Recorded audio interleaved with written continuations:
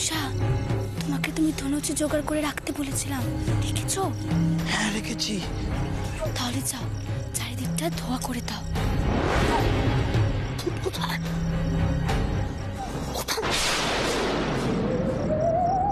এই ভূত, কোথায় গেলে? বেরিয়ে এসো, আমি মেধো ডাকাত বলছি। এই ভূত, ভয় পেও না তোমরা। আরে এই ভূত পুরনো ভূত, বুড়ো ভূত, বেতো ভূত। বেতো ভূত? আরে হ্যাঁ, আমরা তো দেখে দেখে অভ্যস্ত। বেতো ভূত, বেতো ভূত, বেরিয়ে আয়। ভূত, এই ভূত। ওনার মুখে নুরো জ্বলে দি। ও মারে,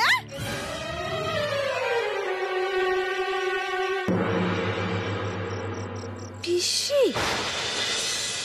মেজমা, ও মেজ দিগর, তুমি মেজ, তুই? হে রে, মনে হয় ধরা পড়ে গেছি। ও মারে,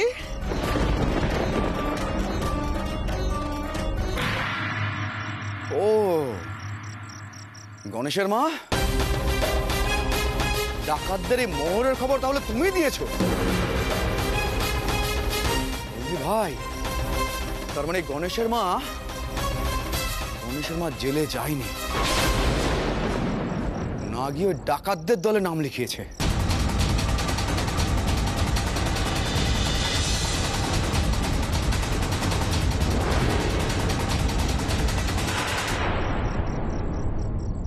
বেশি চালাকি করলে না পুরো গুলি করে দেবো।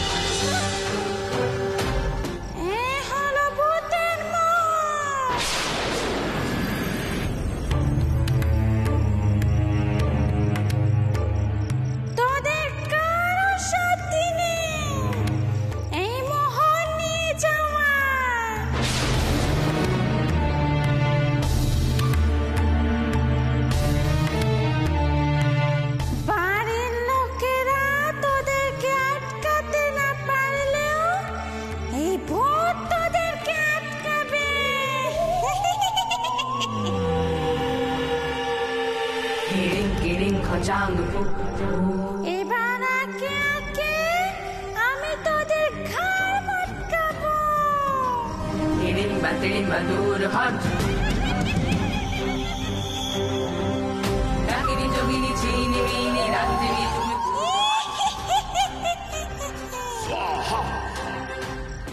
আরে এই নতুন ভূতটা আবার কে? একে তো কোনো নতুন ভূত? ও ভূত, তুমি আমার কোথা এলে?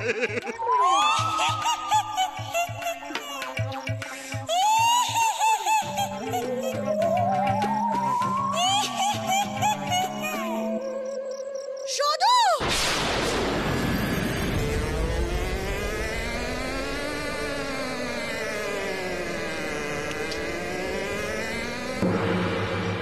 শুধু ডাকাত ভাই, শুধু আগে বলেছিলাম না।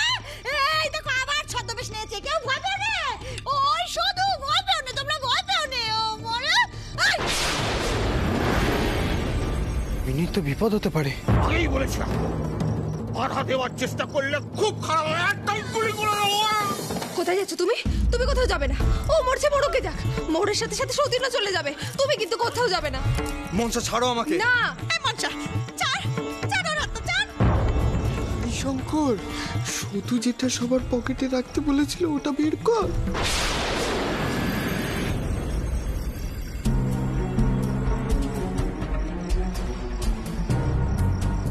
ছাড়ো।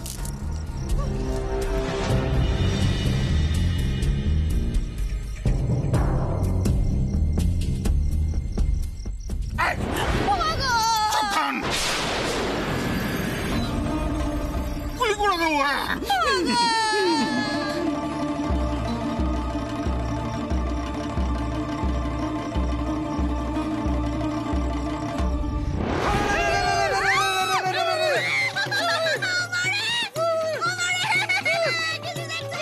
এতক্ষণে বুঝলাম কেন সধু দিদি এত লঙ্কা কিনে শুকিয়ে গুঁড়ো করেছে।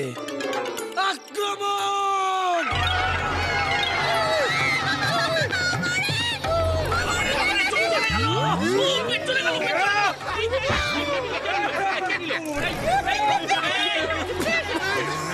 খাবারে কিছু মিশিয়েছে মনে হয়। উড়ি বাবা রে।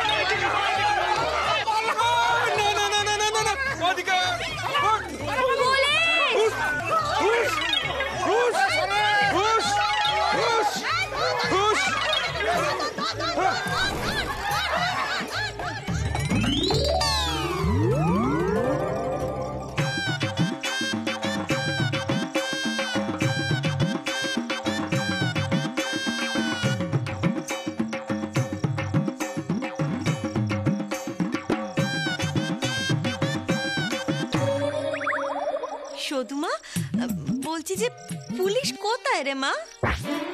ওটা তো মিছে কথা ছিল। এখন আমাদের আর কোনো ভয় নেই, সবাই চলে গেছে। আমরা আমাদের প্রাণ রক্ষা করতে পেরেছি, মোহ রক্ষা করতে পেরেছি আমরা। সধু দিদি তোমার জবাব নেই। সত্যি কথা, মেয়ে বটে শুধু। বাবা রে বাবা, কবার হলো যেন? একবার দুবার ডাকাত তাড়ালো শুধু। হ্যাঁ, যা বলেছিস তোরা, আমার সদুমা। এই যে ফনা নেই মনসা, কোথায় কোথায় তো শুধু ফনা তোলো। বলছি পারতে পারতে আমার সদুমার মতো এমন করে বাড়ির সকলকে রক্ষে করতে। হ্যাঁ না রে ছোট, ছেলে মেয়ে বাড়ির কোনো বউয়েরই নেই। শুধু শুধুই হয়, তাই না রে মা? মুখুজ্জি বাবু, মুখুজ্জি বাবু, মুখুজ্জি বাবু, ও মুখুজ্জি বাবু, কোথায় কোথায় গেল? কোথায় মুখুজ্জি বাবু কোথায়? ও মোড়ল জ্যাঠা, কি আছে?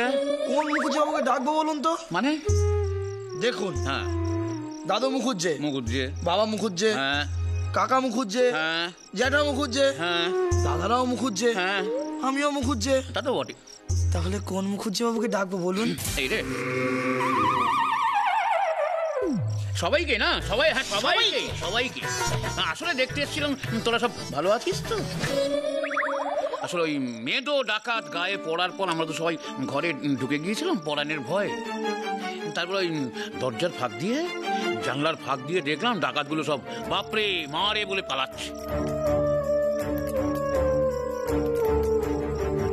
আচ্ছা, আসলটা কি হয়েছিল বলো তো? আচ্ছা মোড়ল জ্যাঠা, ডাকাত পালানোর পর কি আপনার সাহস বাড়লো? তাই তো মনে হচ্ছে।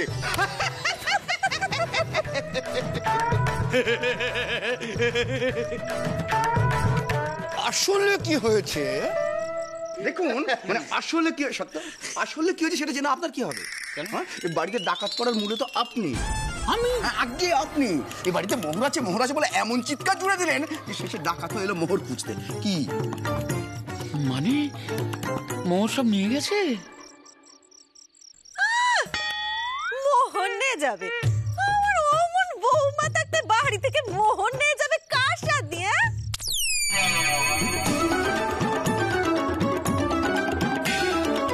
ও, তার মানে মোহর আছে। কথা যখন রটেছে তখন তো কিছু সত্য বটেই। তো তাই তো ভাবি যে এত জায়গা থাকতে মেয়েদো ডাকাত কেন এই বাড়িতে এসে পড়ল। আচ্ছা মোড়ল মশাই, গোপ তো আপনার এমনি পাকেনি। আপনি একজন বিজ্ঞ লোকে কি করে বলেন যে মোহর আছে বাড়িতে? এই মোহরের কথা আপনি রূপকথার গল্পে পড়েননি? হ্যাঁ, এই গল্পের কারণে, আপনার এই গল্পের কারণে আমাদের বাড়িতে ডাকাত পড়েছে।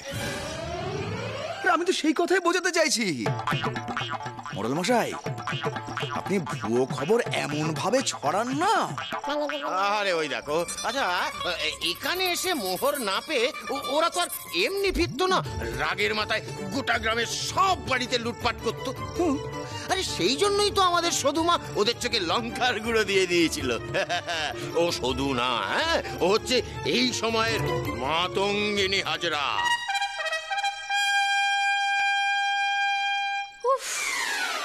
বাবা, আমি মাতঙ্গিনী নই, সৌদামিনী। প্রথম দিন থেকে বলে এসেছি। উমা, তার মানে সৌদামিনী শুধু এবারই নয়, গোটা গ্রামটাকেই বাঁচিয়েছে বলতে হয়। হ্যাঁ, বলতে হয় নয়, বলছি। এতক্ষণ ধরে তো আমরা সেটাই বলছি। অনেক অনেক আশীর্বাদ সৌদামিনী মা। আমার মোড়ের কথা কিছু মনে করো না। মোড়ল মশাই, আমি কিচ্ছু মনে করিনি। আমি একখানা কথা বলি। দেখুন, যদি ভগবানের আশীর্বাদে আমরা মোহর পাই, তাহলে এই গ্রামের কেউ বাদ যাবে না। এই গ্রামের উন্নয়নের জন্য আমরা কিছু মোহর দেব। তাই আমি বলছি, এই কথাখানা কিন্তু পাঁচকান করবেন নি। মোহর পেলে সবারই ভালো হবে। আহা, সৌদামিনীর মতন মেয়ে যেন ঘরে ঘরে হয়। সব কথা দেখো, সৌদামিনীর মতো মেয়ে যেন ঘরে ঘরে জন্মায়। কেন বলে কেন? আমাদের শুধু না লাখে একটা, শুধু ঘরে ঘরে জন্মাতে যাবে কোন দুঃখে? অনেক হয়েছে, বিদে হনে কোন জান বলছে। জান, চল সেই ভালো। হ্যাঁ চল। কি হলো? জান, দুগ্গা দুগ্গা চলো। শুধু কারো নয়, শুধু শুধু আমাদের।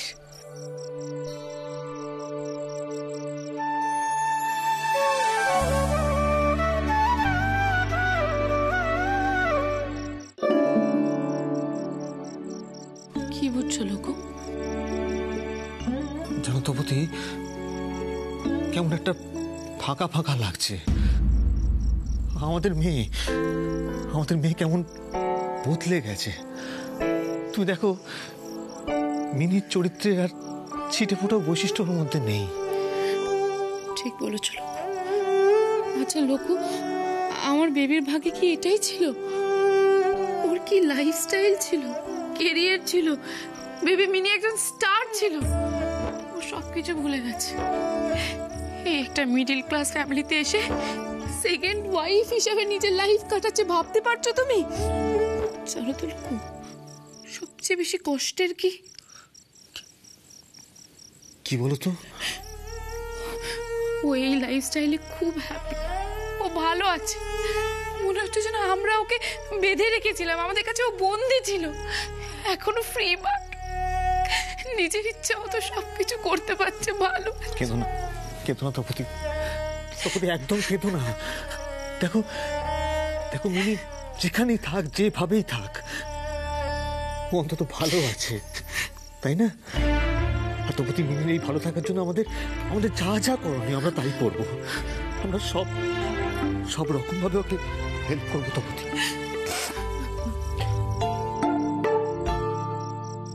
ও মা, আপনি বাইরে কেন? ভেতরে আসুন আসুন আসুন।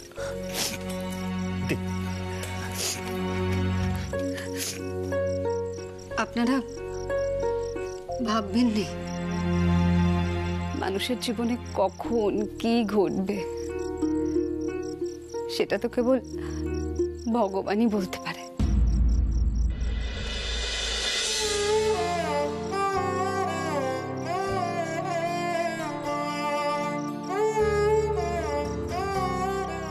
আপনি আমি আমরা তো ভাগ্যবান।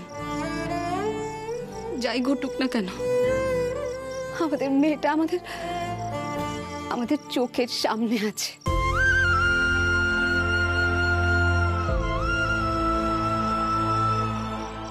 এই বাড়িতে যা কিছু ঘটছে, সেই সব সমস্যা যখন মিটে যাবে, তখন যদি আমরা সবাই মিলে ওকে বুঝিয়ে বলি যে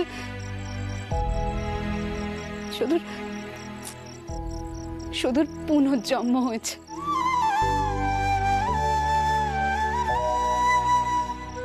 আমি ওর কত জন্মের মা, আর আপনি এই জন্মের।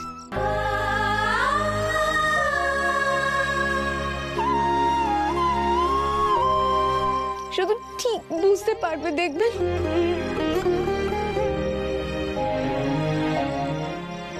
তখন না শুধু আমাদের দুজনকে মা বলে ডাকবে। ঠিক বলেছেন, একদম ঠিক বলেছেন আপনি। কিন্তু কি জানেন তো, মিনি যদি সেটুকু বুঝতে পারতো,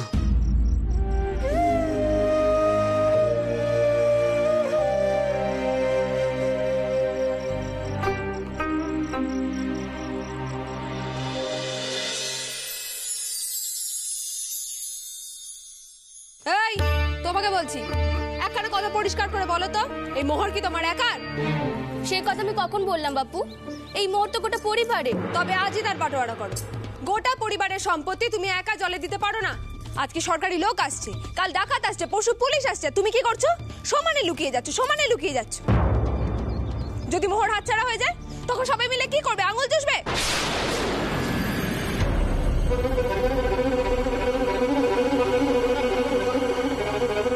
পরিবারের সম্পত্তি যখন, তখন পরিবারের মধ্যে ভাগ হওয়াটাই ভালো। সদুমা, ও সদুমা, আমি বলছি কি, দিয়ে দে মা মোহর, বরং সবার মধ্যে ভাগযোগ করে দেই দে, তাতে কেউ তোকে আর দোষ দিতে পারবে না।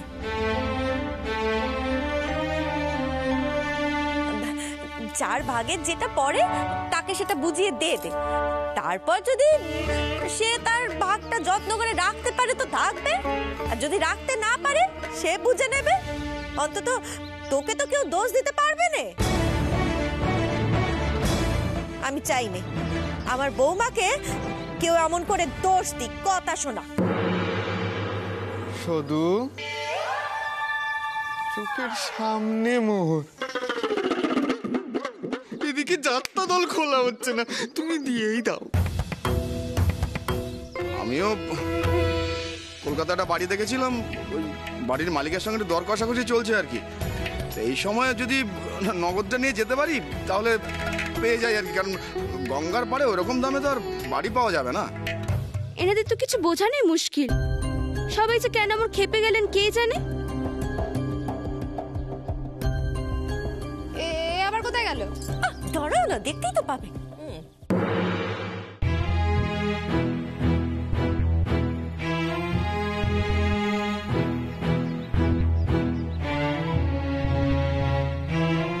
এই নিন, এবার একটা একটা করে সবাই ধরো। এই দাঁড়াও, তুমি প্যাকাটি নিয়ে এলে কেন? মুখে কি নুড়ো জ্বালবে নাকি?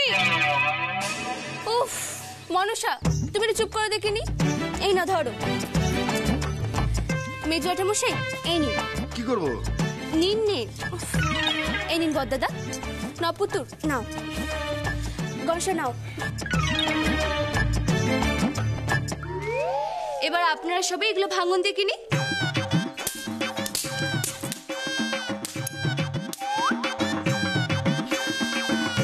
এবার এগুলো একসাথে ভাঙো দেখিনি মনসা।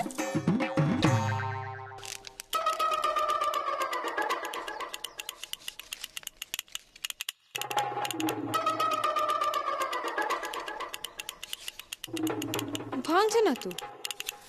দাও দাও। মেজো ঠামশাই, আপনি ভাঙুন।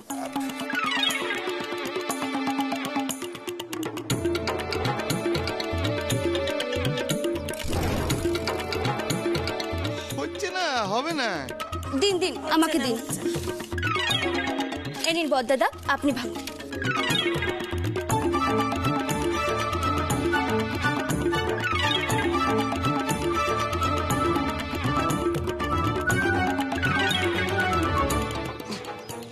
কি হলো?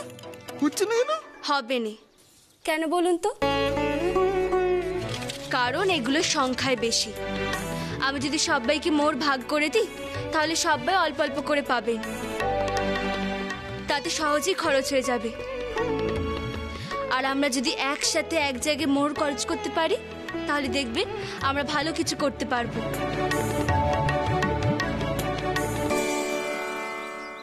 একদম ঠিক। এই না হলে আমার শুধু মা